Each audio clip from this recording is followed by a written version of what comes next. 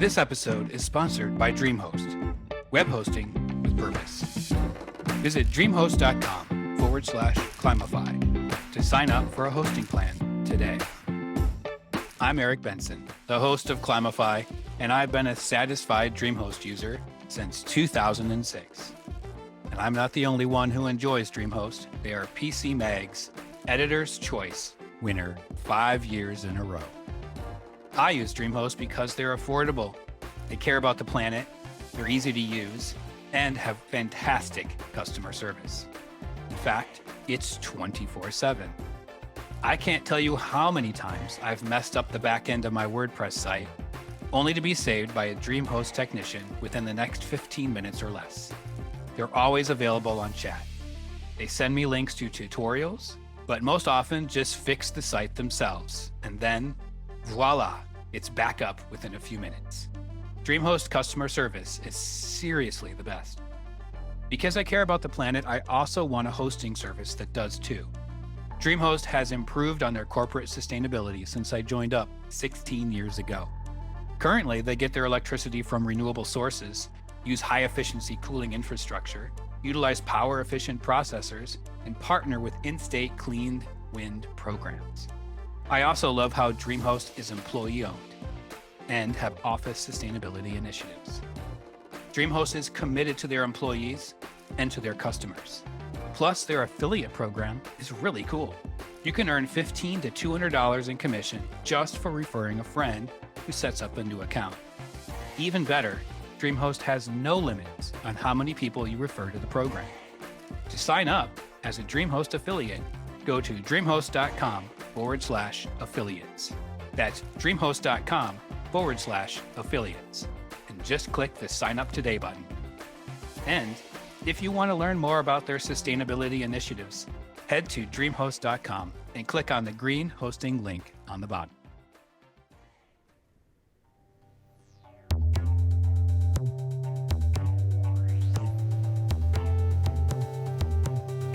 Welcome to Climify, the podcast that connects climate scientists and design educators together so that we can help combat our climate crisis in our classrooms. The discussions on this program are geared to help you climify your syllabi to assign projects that not only teach design fundamentals, but also can have a positive impact on our climate. I'm Laney Siegner. I'm the director of the Climate Farm School program at Terra.do. And I live in Sebastopol, California at Green Valley Farm and Mill, which is one of the host farms that hosts this interesting and unique educational program. And I am currently in Maryland visiting my family. So I'm speaking to you all from the East Coast today. You can find me online at the Terra.do website on our staff page and also on LinkedIn. I'm Elena Siegner on LinkedIn. Both Elena Siegner and Laney Siegner are me. Laney is my nickname and Elena is my full given name. Earlier in this season, I believe episode 4, I interviewed Sadie Redwing, a Lakota designer and educator who spoke about the importance of soil for designers. She touched upon a few things that piqued my interest in this idea. She made me interested enough that I sought out another soil expert to focus exclusively on soil in this episode. I was connected to Laney by Mark O'Brien from the Climate Designers and his relationship with Terra.do. I learned so much from Laney in this discussion. I really hope you enjoy this episode as much as I relished making it. Laney, welcome to Climify. I'm happy that you're here and excited to learn about soil. We had a guest on earlier this season, Sadie Redwing, and she was talking about soil, which led me to think I need to learn more about this. So you came up in a discussion with Mark O'Brien at the Climate Designers. And so this is why I reached out to you, and I'm glad you're here. I'm so glad to be here. And I also listened to that episode with Sadie Redwing and loved it. And Good. as I was listening to it, I was like, oh my gosh, there's so much more to say and explore about soil. And I also, as you were talking about your experience listening to it, felt a little late to the game and getting fired up and excited about soil. So it's definitely something I've been learning and teaching myself more about over the past 10 years. And it's just a fascinating, endlessly fascinating world beneath our feet. Well, I'm ready to get fired up about soil today. How did you get fired up about soil? How did you get involved with this? Yeah, I love that starting point. So I really got fired up about soil. I guess if I had to trace it as far back as I possibly can for me, probably to when I was teaching eighth grade in Boston Mm, and started a school gardening project with my eighth graders and a kindergarten classroom. And just watching them building these raised beds and interacting with the soil, putting their hands in it, not being afraid to get dirty, and being so excited by the tomato plants that we were able to feed and watch grow and produce fruits by the following school year was a real light bulb moment for me that this is like the only thing that eighth graders I had seen get excited about. So I was like, I should probably know more about soils and gardening and where our food comes from too. So that kind of set me off on a learning journey, going back to grad school and also working and apprenticing on different farms on the West Coast where I went to grad school. And in that process of farming and learning about food systems, I was just so, caught off guard by how fundamental the role of soil is in growing healthy food, in storing water, cycling nutrients, and just providing a beneficial environment for all of us to live in. I was like, wow, this yeah. whole soil universe is incredible. Wow, teaching middle school, that must have been hard. It was the hardest thing I've ever done, and I also probably the most rewarding. My aunt was an eighth grade English teacher for most of her adult life, and I heard a lot of stories growing up from her about Oh, what it was like with, what is it, 13-year-olds, right? yeah. Oh my Yeah. I gosh. mean, that's impressive. I only did it for 2 years and I basically burnt out. You So bur- Well, you found soil, and that's the most important part there. that's true. Your true I do love. love soil. Yes. Well, why does soil matter so much? Why should we care about it? hmm I think soil, the short answer of why it matters so much is just because of the incredible amount of life that is stored in soil. Hmm. I think my favorite stat about soil is that just in a small handful of soil, there's more living organisms than the number of human beings on this planet. What? So very small space, lots and lots of life and living organisms. And what those living organisms essentially translate to, if we're thinking in climate terms or even kind of like nutrient terms for growing food that we all care about, that life equates to carbon. So all life is roughly 60% carbon. That includes you and me, and that includes all of the life and biology in the soil. So you can kind of think of the more life that you see or feel, there's different ways of assessing life in the soil. Kind of the most obvious is like looking for earthworms. When Mhm. you see that life, that's a good sign that there's carbon in that soil. That means that we can grow food there, we can cycle nutrients, we can hold water. Like so many of the keys to our survival are actually rooted in an understanding of the soil that we're all, surrounded by, but it's like also invisible. We also often don't dig in it, especially in cities. Yeah. It's hard to engage with. So it's like a little bit mysterious still, but it's also kind of like the hidden hero of, so much environmental and ecosystem function. Yeah, that makes it seem, I guess, ironic, right? Where you're trying to avoid getting soil on your shoes and your hand, going to get your hands dirty, but it's basically like this is your best friend. We Yeah. So and many fundamental overlaps with human health as well. Like when you have that healthy soil, the food that's grown in it, or your hands being sunk into it.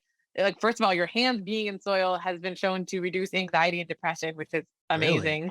And then just that food that's grown in it being healthy and having more micronutrients present when the soil biology is abundant and diverse, that translates to better diet related disease outcomes and reduces inflammation. It's just kind of this like mystery link at the very beginning of, many foundations of human health. So that's also oh, something I've just kind of only recently scratched the surface of exploring.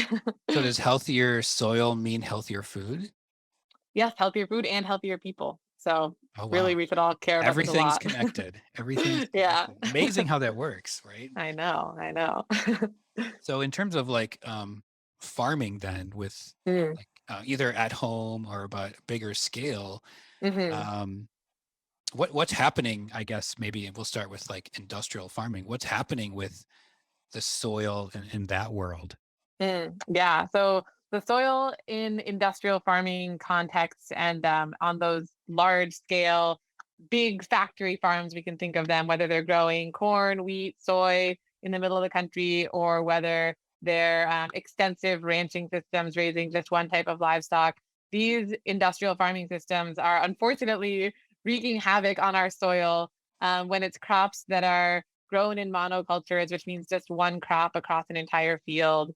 They're reliant on chemical herbicides and fertilizers and pesticides sprayed onto the soil, which unfortunately, as you can probably imagine, doesn't just kill the pests or like provide the fertilizer that the plant needs. It also kills a lot of soil life Mm. and oversupplies nutrients like nitrogen, which leads to nitrous oxide emissions and nitrogen runoff to pollute local waterways. So unfortunately, industrial farming is kind of creating yields for human food and livestock feed at the expense, I would say, of soil health and many dimensions of human health. So it's something that really needs to be revisited as we Mhm. try to focus not just on yield, but on a healthy environment, healthy people, and growing a more diversified range of crops that can actually feed soil life and take better care of our farming ecosystems, especially the soil.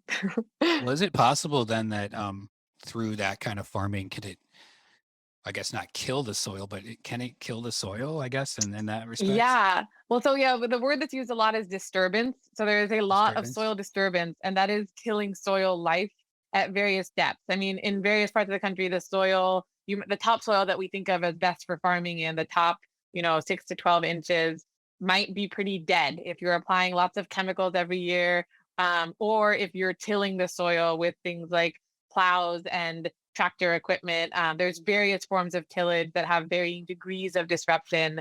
Sometimes it's all in the top 6 to 12 inches, and sometimes the disturbances or damages can go deeper than that.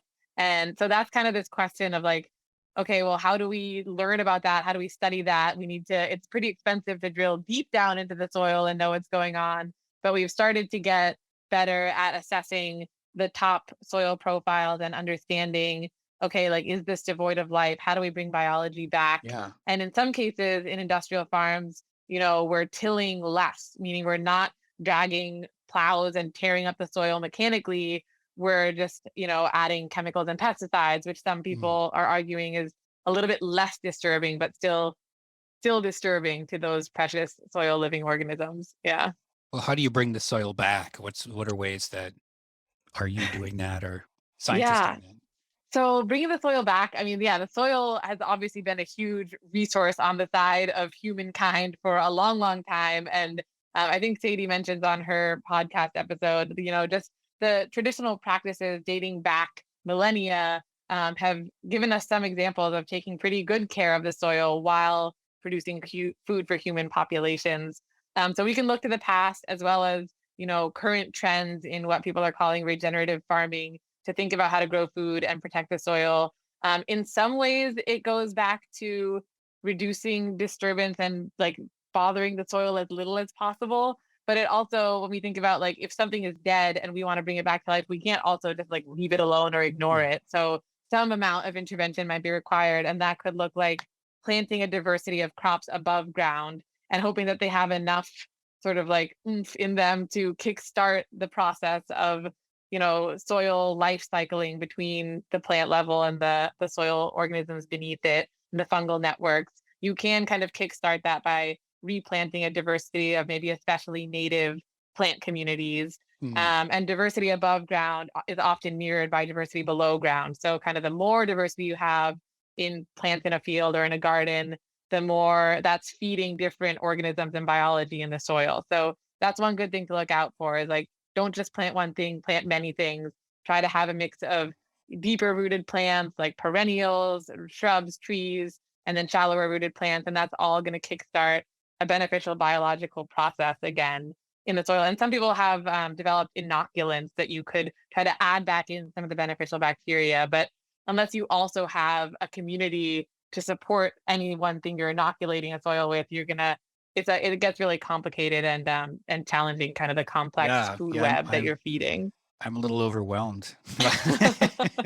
Totally. Well, I mean, I'm I'm not. not even a professional, like a PhD in soil science. I wish I was. And I'm just like, wow, there's so much to There's know. so much more, right? It goes deeper, pardon the pun, Yeah. right? Yeah, Well, I'm exactly. like, there's many of people like me are homeowners, and um, we've been trying to have like, I guess, just a garden or nice landscaping, I would say probably. Mm-hmm. And we watched this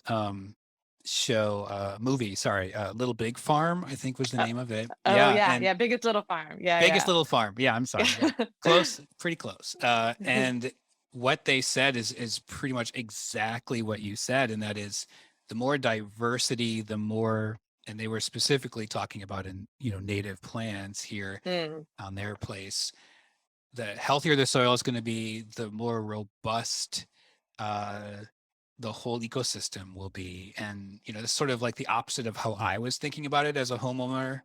I know this is very small scale here, but I was just like, what can I plant that I don't have to do a lot of work with? But it turns out mm. like that's the wrong way, right?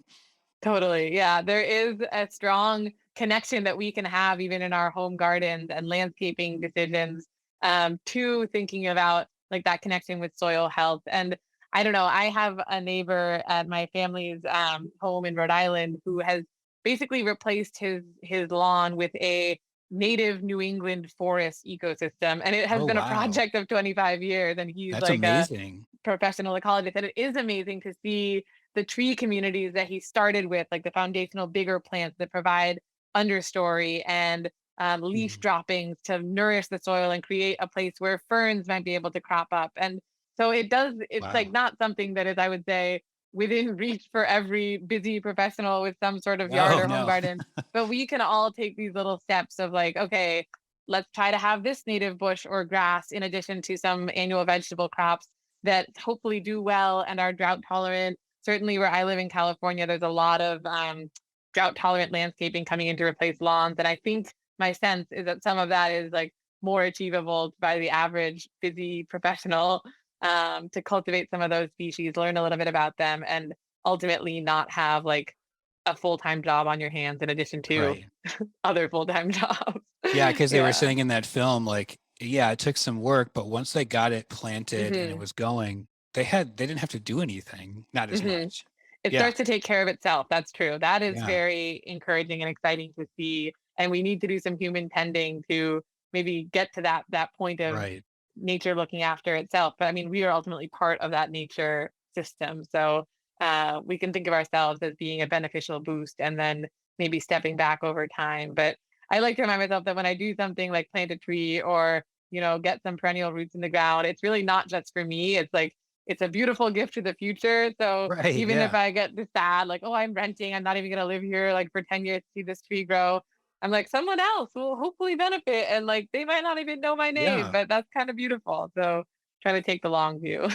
Yeah, I think Sadie talked about that too, about reciprocity or giving Hmm. back, right? Hmm. That's exactly what Yeah, you're doing. And plus, like totally. you said, I mean, busy professional, but putting your hands in the soil is, it's like Hmm. a forest bath. It just kind of Yes. reduces all your Relieves stress of anxiety. work. Yes. That angry meeting you had with It's a your good Friday coworkers. afternoon activity. Yeah. Yeah. Yeah, Just maybe it can decompress from the replace week. um, a glass of wine, right? It can replace that with. You can also garden with a glass of That's wine. true. So, Why not take the just best of both worlds there, win-win. right? Yeah. Right, Yeah. organically grown, Yes. Yes. regeneratively farmed grapes. How about Oh, that, of right? course. Yeah. Well, regenerative farming, that was in the film, and you mentioned it. Mm. And Hmm. I really want to know more about it, not just for my own place where I live, but just for the Mm. world in general. Can you talk to us more Yeah. about what is regenerative farming? Yes, definitely. I think it's interesting that definitions of regenerative farming proliferate. I think it's kind of like a catchy buzzword these days, It maybe like is. sustainable agriculture was back in like the 90s and 2000s. But yes, there's many definitions. So I spent a lot of time sifting through all of them. And right now, my favorite one is regenerative agriculture is farming that builds healthy soils, reduces air and water pollution, maximizes efficiencies, and increases biodiversity while promoting equity and public health. This definition is from Regen 1, a project to promote stakeholder collaborations to advance regenerative farming, not just among farmers, but among the surrounding parts of the food supply chain. And they go on to say that simultaneously, you can be storing carbon, building resilience to extreme weather, filtering water, and eliminating some of these chemical inputs. So it's really a framework for empowering farmers and ranchers to adapt and mitigate to climate change. And that's something that it's not just on farmers and ranchers to do this, it's really on all of us to recognize these connections and support that process. Because I think ultimately it is going to be quite a departure and transition from business as usual today in farming and ranching communities towards a new framework that's kind of like, it's both new and old. It's looking back to the past, but in a, forward-looking way, with climate change causing more damaging impacts certainly now than they did, I don't know, hundreds of years ago. Was it Regen 1? Is there an online presence for them? Website? There is an online presence for Regen 1. I think their website might just be regen1.com. That sounds very likely, right? Very likely. Oh, they're a project listed under greenbrownblue.com, and I can send you that for kind of follow-up notes. Greenbrownblue.com. I like that. Yeah. So that's the important colors for. I know, a really good soil. color landscape there. Yeah.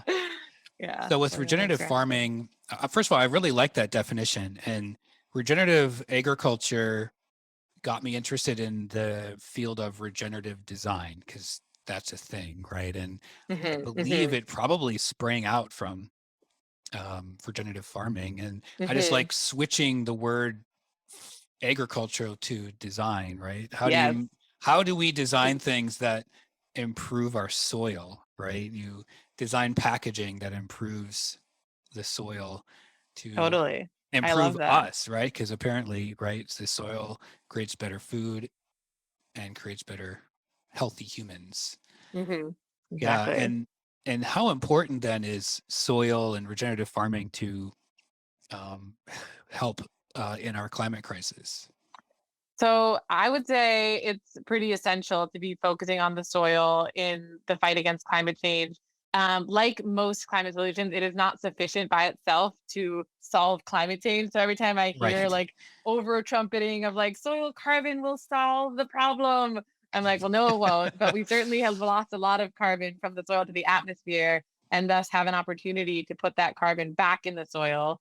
It's around, I think the most recent estimate that I've seen is like 116 billion tons of carbon have been lost from the soil to the atmosphere due to human agricultural activity. So that's a lot of carbon that we have the opportunity to restore and accumulate in our soils and hold it actively cycling there versus, just a one-way arrow up to the atmosphere. And that's definitely going to be a big deal. To put that number in context a little bit, we currently emit about 10 gigatons of carbon emissions to the atmosphere each year.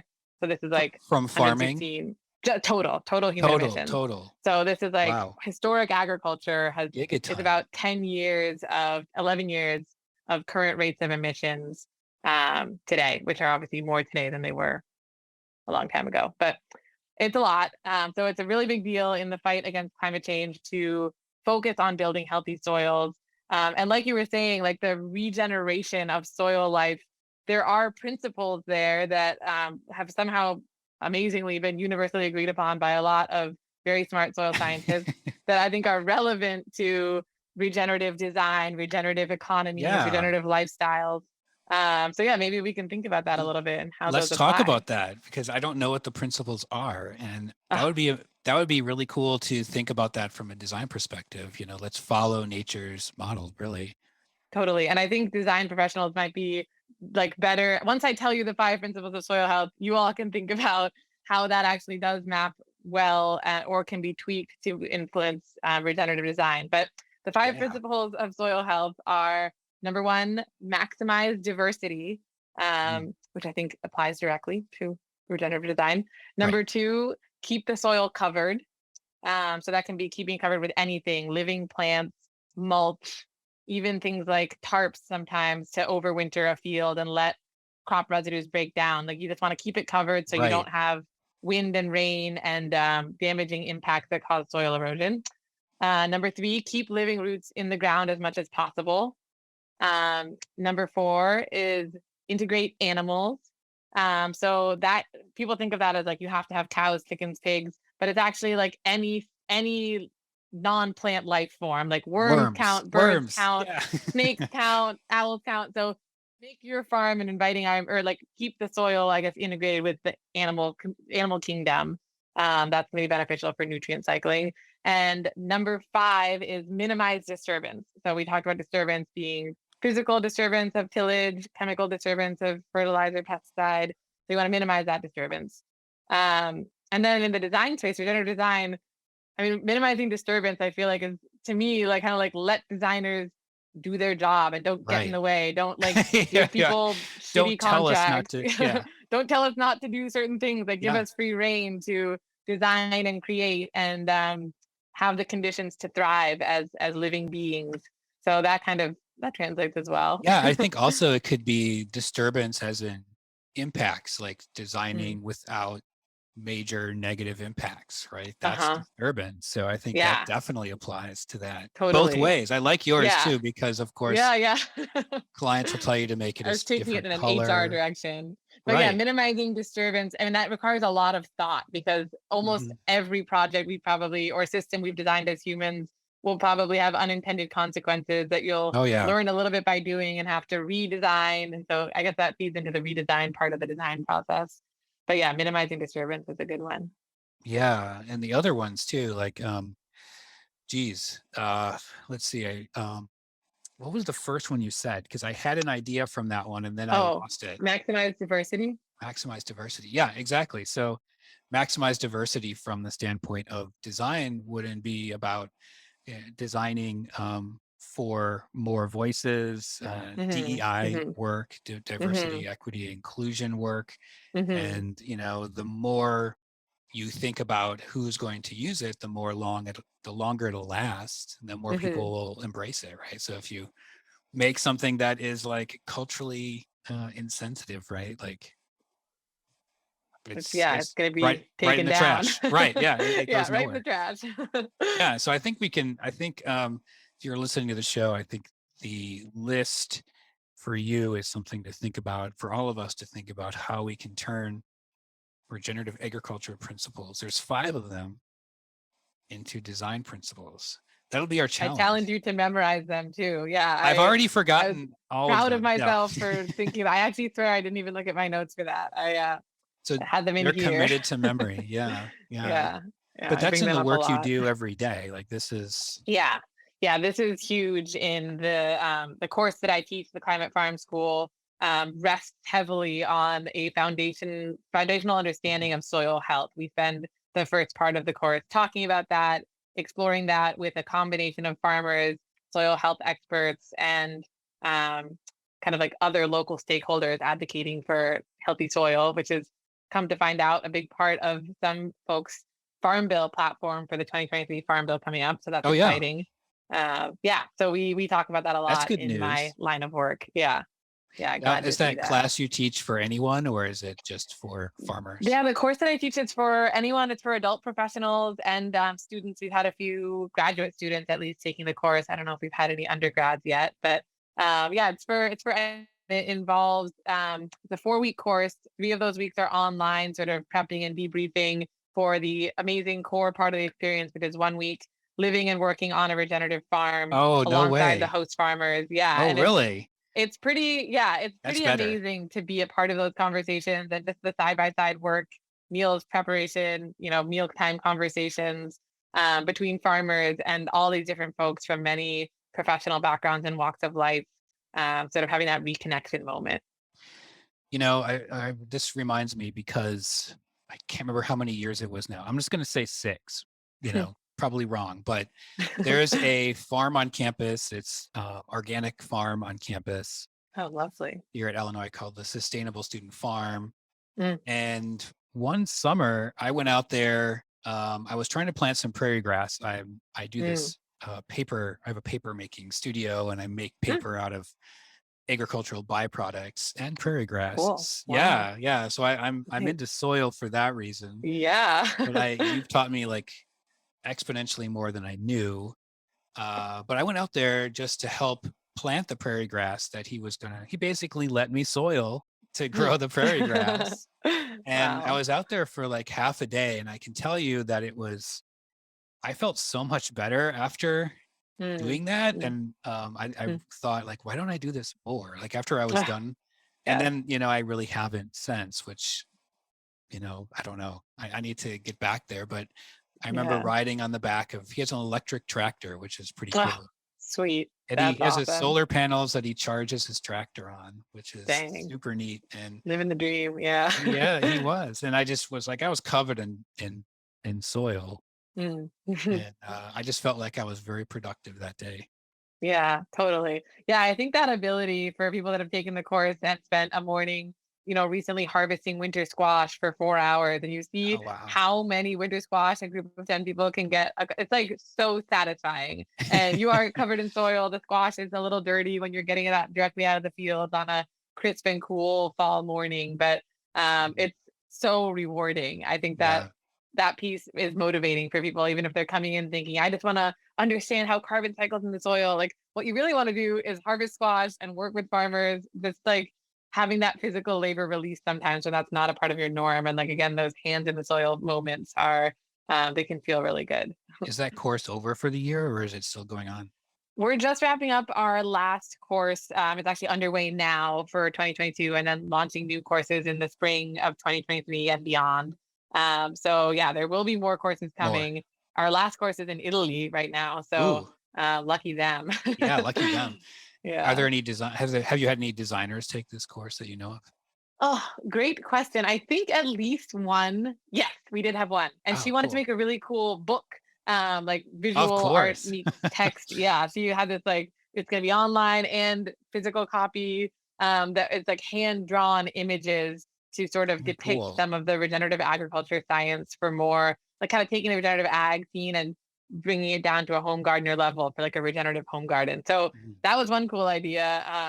I'll have to check in if she's still working on it, but I welcome more designers. I think that's Yeah. like every time I say something and I'm like, I wish we had this visual or this like network effect or map of how the soil web relates to the above ground food web or something. Like it's I feel like those design people starting to be like, we could do that.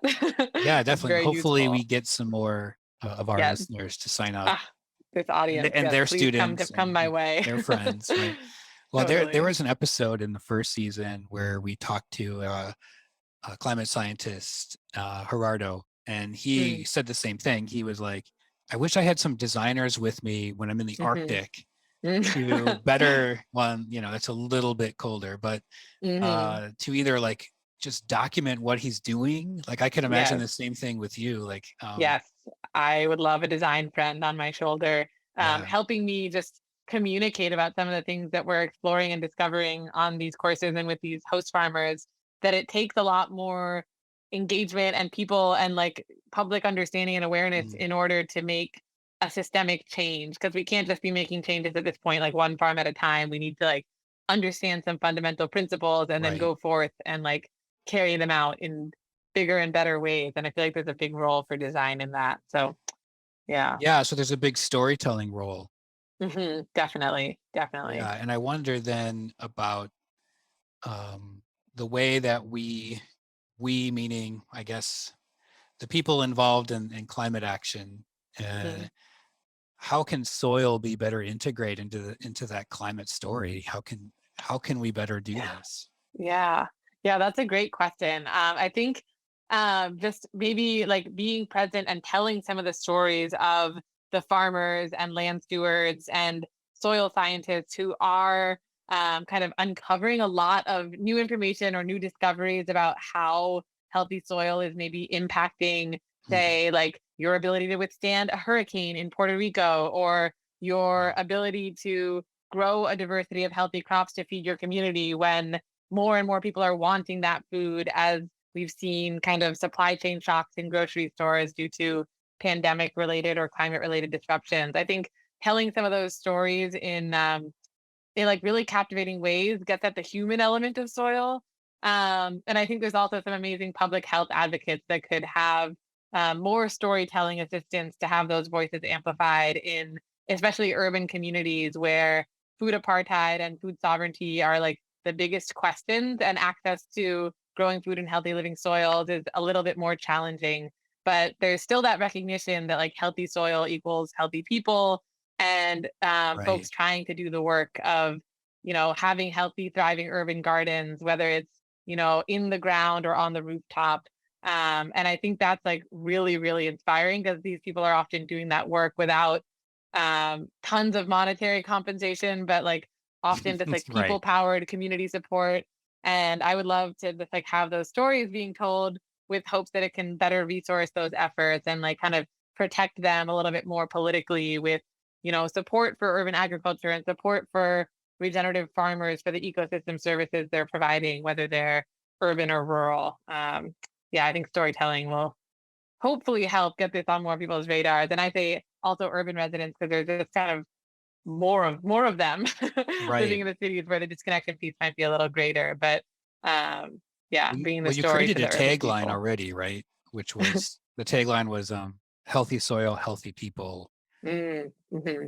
right? Yeah. That's a great tagline. And I remember, I don't remember who said it. It was someone working in the climate movement, and they said one of the biggest acts of rebellion or political Mm. um, things you could do is grow your own food. Yes. Oh my gosh. A recent participant quoted that as well in the course that we just had Who said it? in the Hudson Valley. Ugh, I it was can't someone, remember. I think it might have been like FDR or something. No, was it? Oh my Very God. No, that well-known was maybe a person. different quote. Okay. Yeah. Yeah. I'll Yeah, have to find we'll have to out. find out that. Yeah. Yeah, we can do And that. I wonder what you think about that. Do you agree with that or I feel like I do more and more. I think that yeah, it is a pretty radical act of freedom to grow, to be able to grow your own food. That ability and that potentially land access piece is just being stripped away from more and more people right? as we urbanize, as land and housing and like real estate markets go crazy and get super expensive. It just concentrates land and power and that food growing access in the hands of a few instead of the hands of the many. And I feel like, Right. restoring that balance and like restoring equity to the food system and ultimately like in the access to soil needs to be more equitable. That's just like super, super important. And, it's work that needs to be done and I focused on. agree. I totally Yeah. agree. And I thought about this. One of the designers I went to grad school with brought up this idea of like homogenization, right? Like you Mm, go to the grocery store, time to buy a tomato, and there's a tomato there. But like in terms of like the types of tomatoes that exist in the world, yeah. Yeah. and we're only There's allowed like to buy this one so type. few. I know. And then, but these farms where they're growing 20 or 30 different varieties and they're all like, seed saved heirlooms from many different places, then, I mean, they taste better for sure, for starters. And Mhm. I feel like you have that ability in a lot of urban farms that I've seen. They are selectively saving the seeds that do best year after year and like writing down why. Like, so they might have like big drought in 2020. These seeds did really well. Okay, so like let's keep planting them, Right. but we're not just going to plant the drought resilient seeds because some years we might have floods and like there's like So notes smart. and then saving and then diversity, and you kind of need that knowledge and access to have like yeah, to restore equity, to have healthy people, to not have massive famine as climate change gets worse. I mean, yeah, it really is. Coming back to this phrase, it's all connected, but um yeah, I think having that knowledge and having land access, which there are folks working on very innovative ways of accessing land and growing food and restoring food sovereignty, but that is really, really fundamental. We can't just concentrate it in the hands of a few and in large and larger and larger plots because that promotes the only way to manage thousands of acres is with machines and one crop being planted and simplifying systems rather than like that diversity of 20 tomato species plus Right. other crops. You can't really have that if land gets super concentrated. No, and that brings me back to like your 5 principles of regenerative agriculture and applying that to design and that Mm, diversity, right? So now I'm hmm now I'm rethinking that and thinking about if you want to, the more voices you have right? The Mm-hmm. more people feel that they have ownership of what they're doing, that equity Mm-hmm. concept, right? That is more sustainable.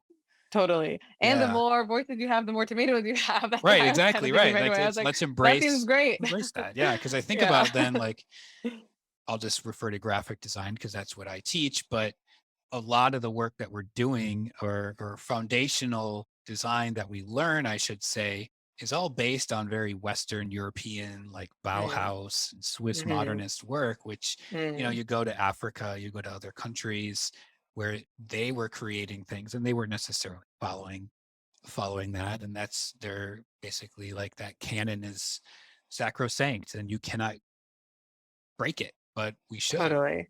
right? Totally. By Yeah. the laws I of know there's regenerative design now. yeah. I mean, yeah, the maximize diversity principle is a key one because I think like that diversity also implies a learning from places and people that we aren't necessarily learning from at like the largest scales of US farming today. And I mean, there's a great documentary called The Ants and the Grasshopper that talks about a Mm, farming community in Malawi that kind of reintroduces diversity to a community where green revolution crops and like simplifying field decision making had been pushed on them. But then, kind of going back to the diversity of crops, the seed saving, the knowledge of how to prepare that food, led to a lot of empowerment of women and led to a wow. much healthier and more positive community dynamic of subsistence farming. And so there's just like a lot to be learned. And then these two women from the community come to the US and try and witness and observe what's going on here. And they're just like, whoa, why do you guys just grow one thing in the middle of the country?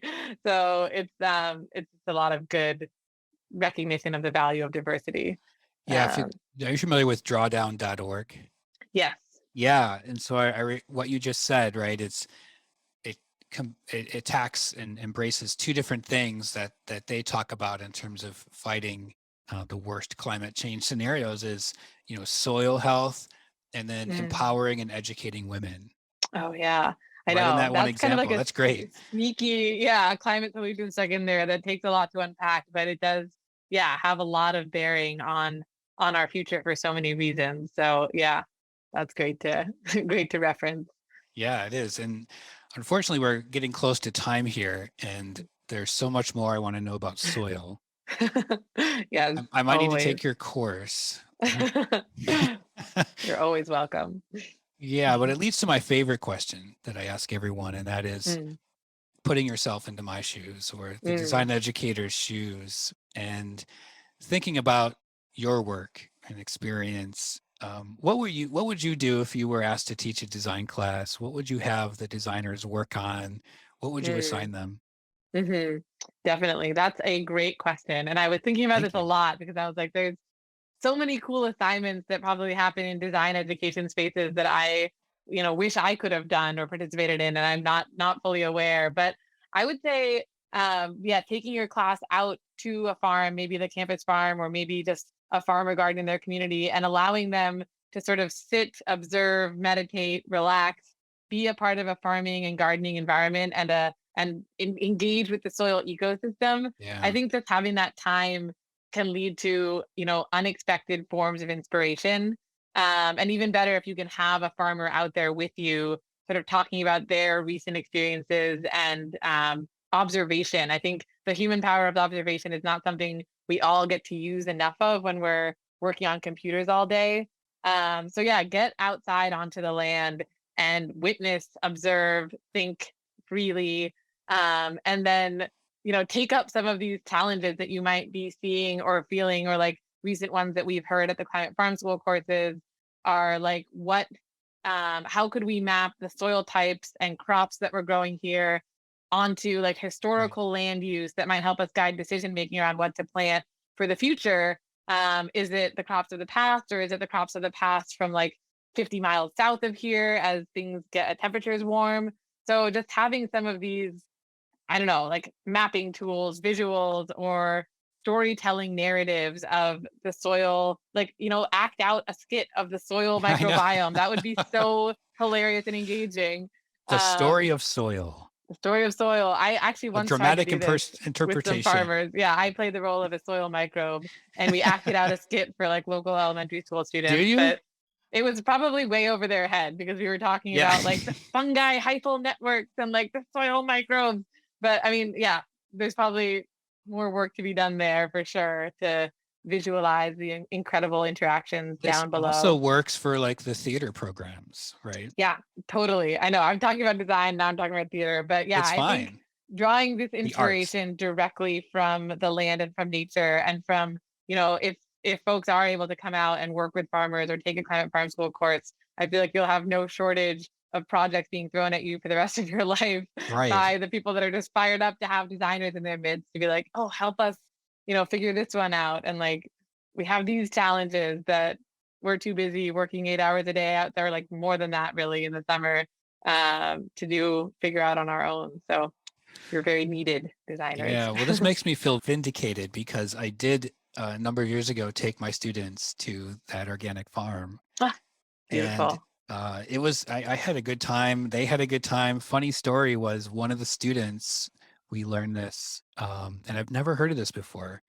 She has like a phobia of tomatoes on the Interesting. vine, Oh goodness. not like in the store or in I've the never heard that sauce. before. Yeah, Yeah, on the and vine. Huh. walked down the row of tomatoes, and she ran away screaming. It was one of the weirdest Whoa. experiences in my class. Yeah. That is strange. I've never Have heard you that one heard of that before. phobia? No, definitely not. I mean, I know Did she tomato make it up? plants. Yeah, possible. Yeah. But I mean, yeah, it definitely leaves like a stain on my hands and a very distinctive smell when I've been working in the field or like a row Yeah, of tomatoes all day versus other crops. So it is distinctive, but I've mostly heard the loving, like phila side of tomatoes, I not the agree. phobic side No, of yes. human So, reactions. well, just Yeah. like the idea too, from if you're making something, right? You're as a designer or anyone, right? You're Hmm. making with natural resources or things that are Hmm. coming from the earth, and the more you are connected with those, Yeah. I think the more you'll understand about the importance of the lessening the what was the last one in the one of the principles, lessening the Oh, disturbance. minimizing disturbance. Yeah. Yeah, Yeah, yeah, totally. And I mean, with that, maybe it doesn't come totally automatically, but I like to think in some ways it does, like that acknowledgement and appreciation for the natural resources or the things that don't always get acknowledged in a design piece, maybe like where did this come from? Who used it? Who stewarded this land that allowed me to use these materials from it? And like having that awareness and acknowledgement, and also I think with that expanding access to those natural resources, like we've touched on, can stem from a design project that's really rooted in like the land, the soil, yeah. natural ecosystems. So that would be my hope. Mine too. Well, this has been a really enjoyable conversation. I am even more fired up about soil thanks to you. I really am.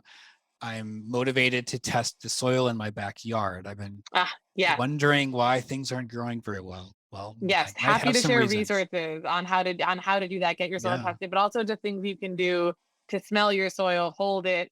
Yeah, if there's any like follow-up show notes or whatever, I'll put my little like guide to there will observing the be. life in your soil. Just basically look for earthworms in step one, and then we can go from there. Okay, yeah. And I'm also very interested in continuing to explore how those five principles of Mm, regenerative agriculture can become like a foundation for design, and mm, what my listeners think about that too. totally. Yeah, I look forward to hearing about that as well and what other folks come up with.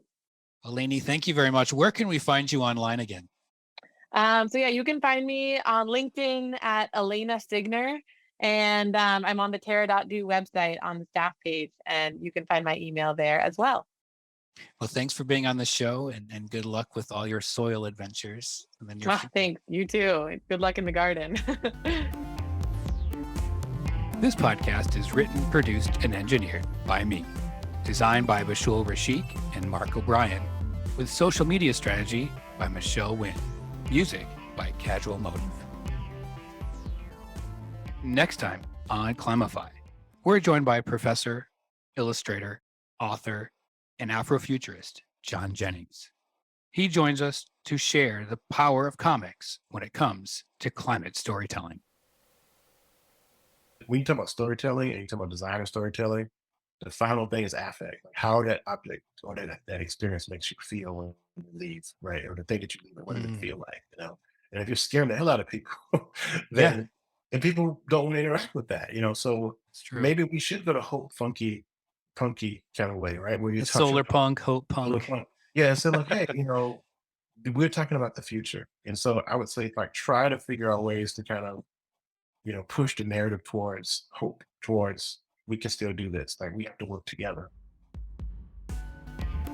Thanks for listening to Climify. If you enjoyed this episode and you'd like to help support the podcast, please share it with others, post about it on social media, or leave a rating and review wherever you listen to podcasts. To catch all the latest on Climify, you can follow us on Instagram at Climify Podcast. Climify is part of Climate Designers. Learn more at climatedesigners.org/edu.